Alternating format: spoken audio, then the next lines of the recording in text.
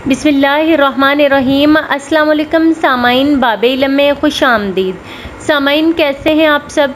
मेरी दुआ है कि अल्लाह के फजलो करम से आप सब खुशो खुरम रहें, शादो आबाद रहें, आमीन।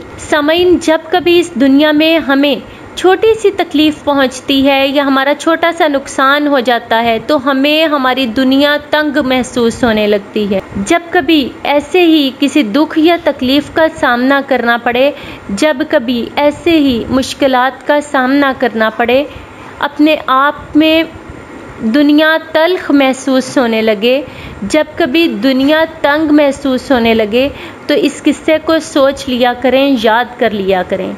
सामाइन, वो 7 बच्चों का बाप था, 3 बेटे और 4 बेटियां। उनका पहला बेटा 2 साल और चंद माह की उम्र में फौत हो गया, दूसरा बेटा 15 महीने में चल बसा, तीसरा बेटा 17 माह की उम्र में दागे मुफारकत दे गया। सामाइन, उनकी पहली बेटी की शादी हुई तो वो 28 बरस की उम्र में दुनिया से रुखसत हो गईं। उनकी दूसरी बेटी की शादी हुई तो वो 21 बरस की उम्र में अल्लाह को प्यारी हो गईं।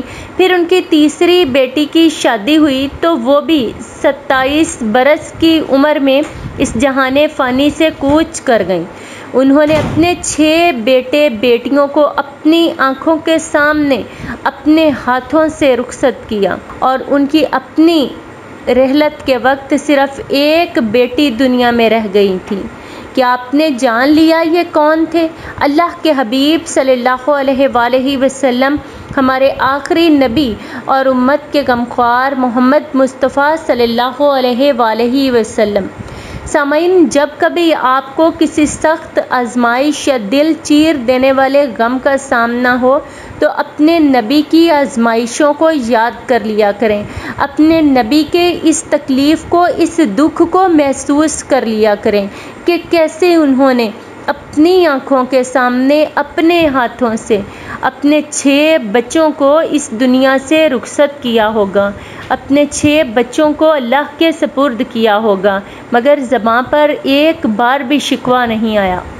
बहुत शुक्रिया। सामाइन, बाब इल्म पर ऐसी ही मज़ीद मालूमाती और मुफीद वीडियोस देखने के लिए हमारा चैनल सब्सक्राइब करें और पास दिए गए बेल आइकन को ज़रूर प्रेस कर लें ताकि बाब इल्म पर अपलोड की जाने वाली हर नई वीडियो का नोटिफिकेशन सबसे पहले आपको मिल सके।